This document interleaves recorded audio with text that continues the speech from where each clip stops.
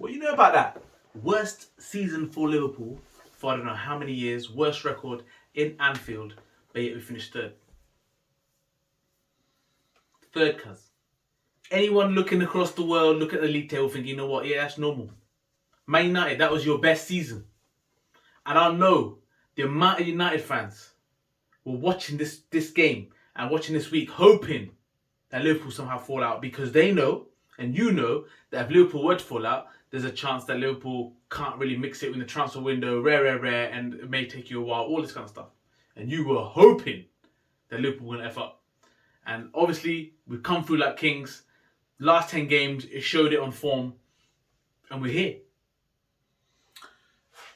Obviously, I'm very, very pleased that we have got top four. I'm over the moon. I'm gassed. Yeah, I'm over the moon. Liverpool got top four because I think just for the implications it has longer term on everything that Liverpool want to try and do and things like that. So I'm buzzing from that side of things.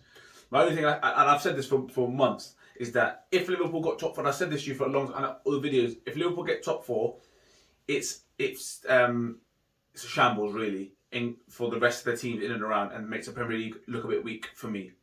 If Liverpool can be that far away, and don't get me wrong, I know we've because I guess we watch the games, or Liverpool fans watch every minute of every game, and you see how they perform, and you think, how the hell have they won that game? How have they got through this? How have they got through that? If you look at it now, you're going to look back and say they won the last 8 out of 10 games, unbeaten. 10 games unbeaten, they won 8, drew 2, and they kept 5 clean sheets. If you're a stats man, I know there's a lot of people that are stats man these days, and this is what fucks me off about stats man. People that, oh yeah, stats. If you look at those stats, you're going to turn around and be like, what's the problem? But if you deep it further than that, you're going to say, right, it was hook or crook. But they got there, they got the job done, and I guess I have to take a step back and say I called it wrong in the sense that, you know, you could cuss and say how bad it was, but maybe it's just a realisation that this season has been a very, very tough season for everybody, and Liverpool went through their phase around Christmas and into the new year, and everybody else has like gone through it of late. Maybe there's loads of things around it. I'm not going to get away from the fact that it's a hook or crook. We've backdoored it, if you ask me, and we've ended up third. If you look at the table, you're going to be like, what's this guy talking about? They finished third. Listen, we all know that at one point today we were fifth. You know, during that game. Eighth, so, no, they're doing this game, yeah, but in the season, yeah. But like I said, I'm absolutely over the moon, and you know, we're going to the performance and stuff like that. But what I want to say is that what this means for Liverpool going forward now is that I hope this is a realisation and a wake-up call to Liverpool to be like, you know what, we can't be caught short. We just cannot be caught short. We had it, and I almost think they behaved a bit of arrogance before when they were like, when they won it. Well, these players earned it; they deserved it. Yes, I get all that, but you still got to keep them fresh. You still got to keep them honest. And I hope this is a wake-up call to say, right, okay, next time we might not get the rub of the green that we've actually played. You know, we've turned it around and churned out some mad results, but that might not happen again next time, and they might not be a next time. You know. Yeah, Liverpool can't find themselves in that position ever again, like ever again, from where they were. And if you want to keep it up with Man City, they're gonna have to. This summer, for me, it's gonna be hectic, and it's gonna be very intriguing to see who buys who. And don't be surprised to see. Well, you've seen it today. How many times at the end of the season do you typically see the amount of people saying goodbyes? Because transfers are gonna get done quick, because the Euros are gonna put people's prices out of the roof. And also, some people want their future sorted out before the Euros, so they can concentrate on the Euros, the Copa Americas, and things like that. So things are going to happen. Don't be surprised if Wijnaldum's move is announced very quickly. Do you know what I mean? Talking of Wijnaldum as well, first of all, enough respect to the guy. We love this guy for a long, long time. A lot of people have their opinions on him and what he offers to the team. Like, you're talking shit. I actually think that we're letting him go at the wrong time, because he seems to be coming into another level at the moment. Like, remember before, he was a bit unsure about his, you know, this is what I am, I'm box to box. I now see him with a bit more ballsy on the ball, and like, I'm thinking to myself, do you know what? The team getting him next, they're going to get him coming into his best years. I agree with that. Not as much engine, but he's got a lot more quality now as well. Yeah. He's always been tidy on the ball and never losing it, but now he's almost... It's like you said, it's the next level. He's almost ballsy with it. He's almost arrogant with it. Like, he knows what he's doing now. He's like, get out of the way, beating players, all this kind of stuff. So, yeah, I think you're right. Whoever's getting him, look, they're getting a great player. And his consistency you're going to get with him, you're going to get, like, you're still going to get the engine, regardless. You're getting an elite player. Yeah. Because at the moment, he's not the most glamorous name, but you'd have to argue that in his position, he's probably in the top 10 across Europe.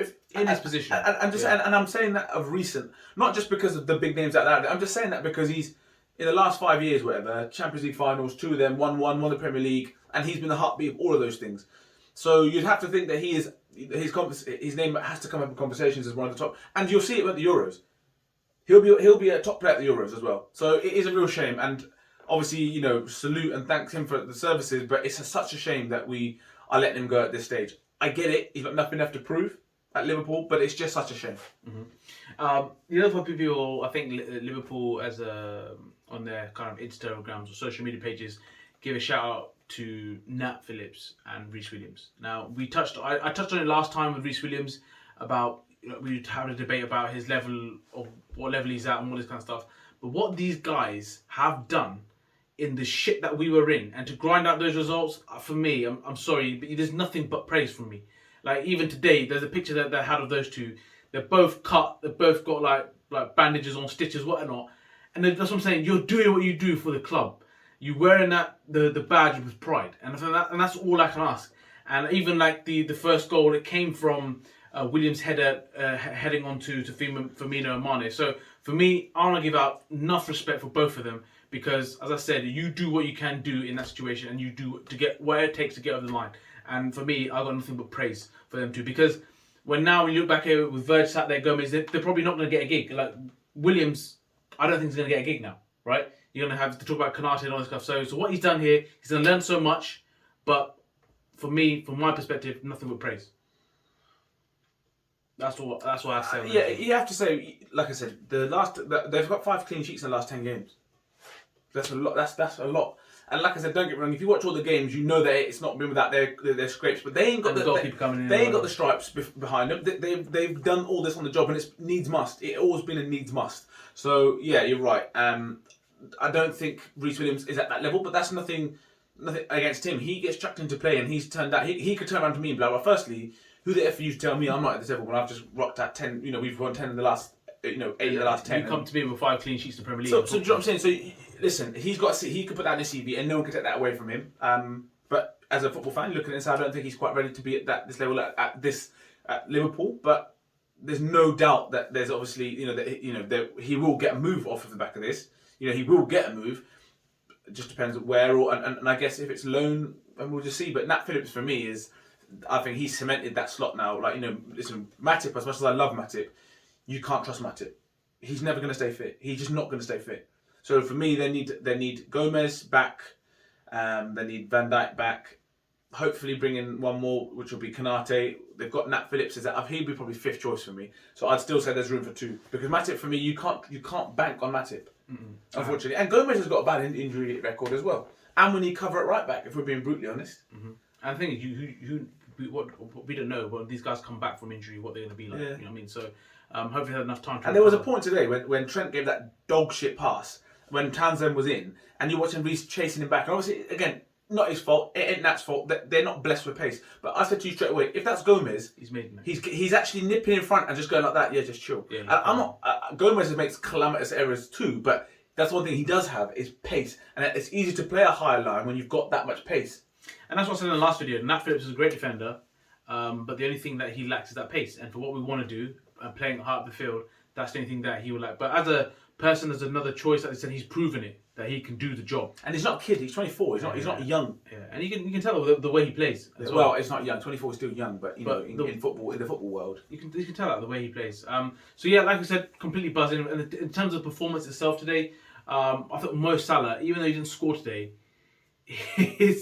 the way he's plucking the ball out of the air was incredible. Like seriously, Mane looked off it in certain phases of the game. They looked really on it, and he got the 2 goals. But this for me sums up Sadio Mane.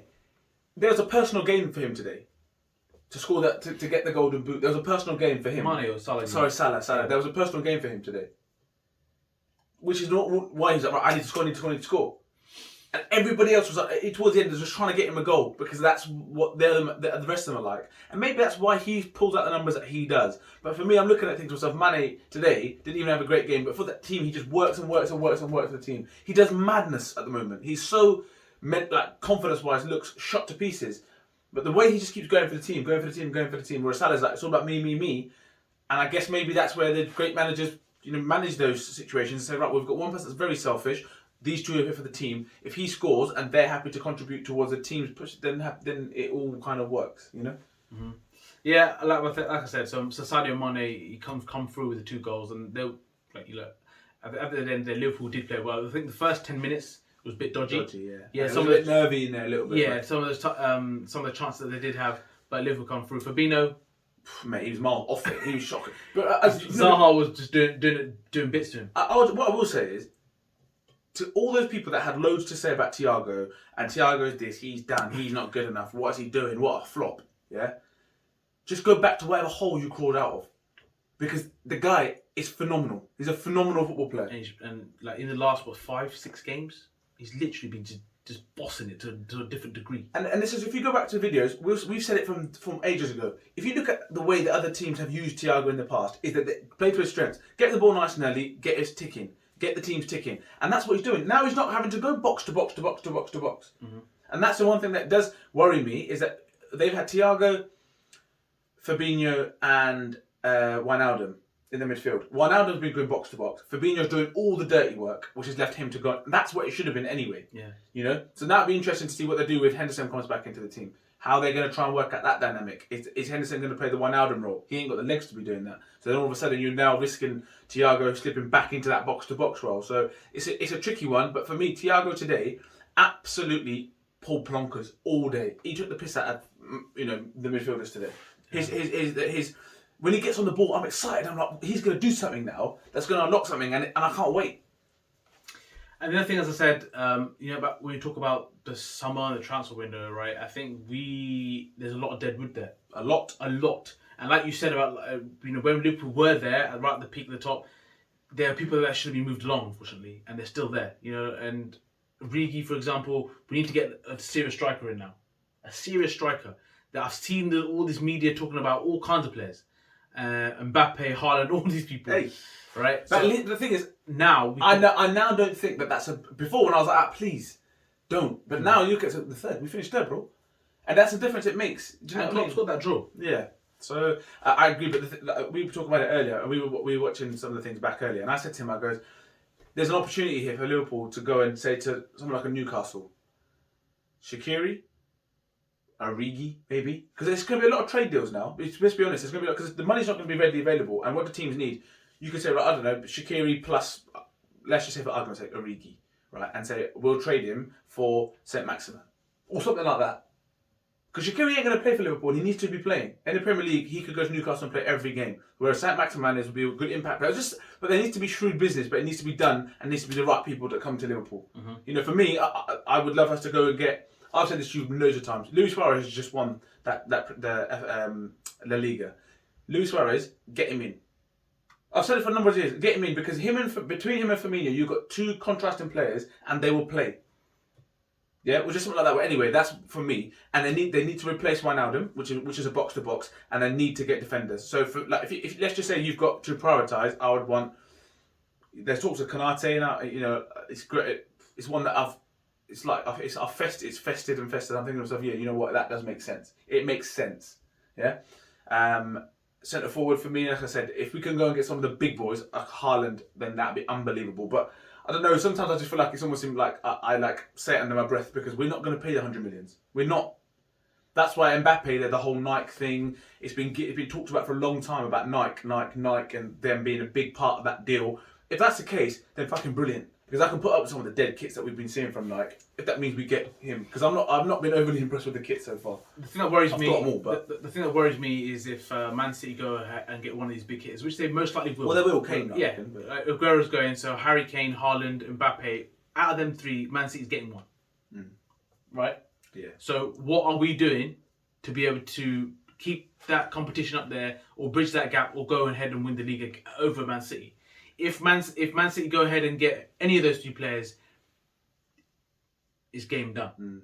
That's what I'm saying. And I talk about anyone. Yeah. And people like Man United who think they're going to be mixing it with the Man City next year, I don't believe they will, but they believe they do. And I guess other teams should be, right? They may think that Liverpool are not going to compete next year. But the thing that interests me about Man United is that they've gone and extended Cavani's deal. Now Cavani's not going to, at this stage of his career, he's not going to be signing extensions to know that he's not going to play. So there's obviously been some sort of guarantee. So that would suggest to me that Harry Kane isn't going to Man United.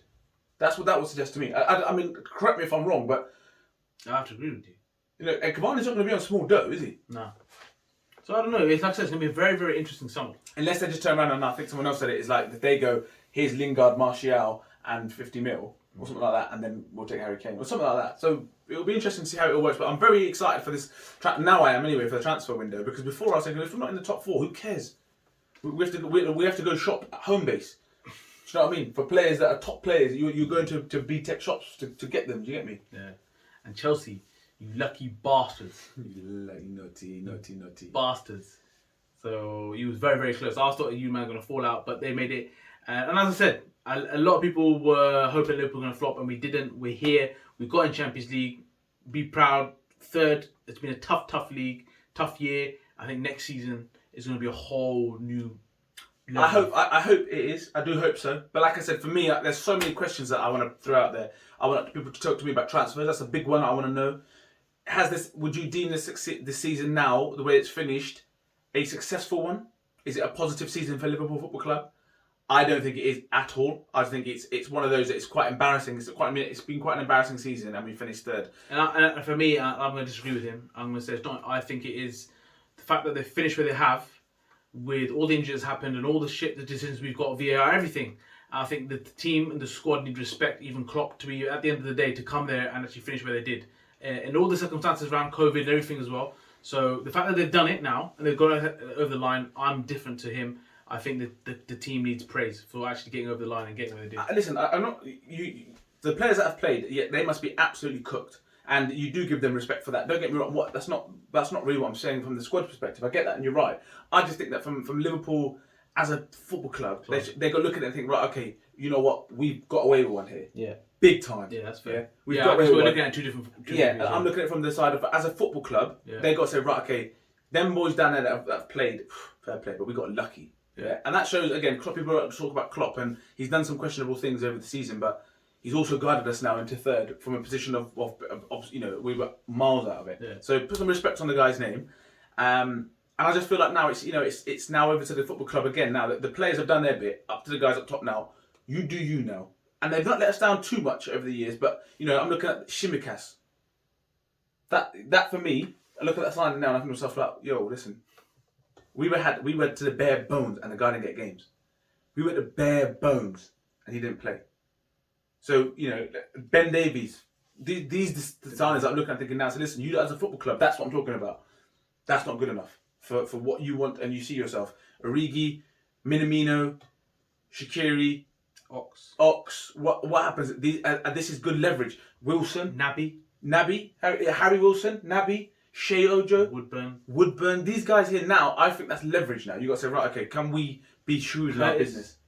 Well, I mean, I don't think Curtis is going anywhere. By the way, Klopp, seems to revert back to him. But that's what. So yeah, transfers, thoughts on the season, and also I wouldn't mind hearing about what other people think about the other team. As in has Man United has this been a successful season for Manchester United, finishing second, 5 points above us?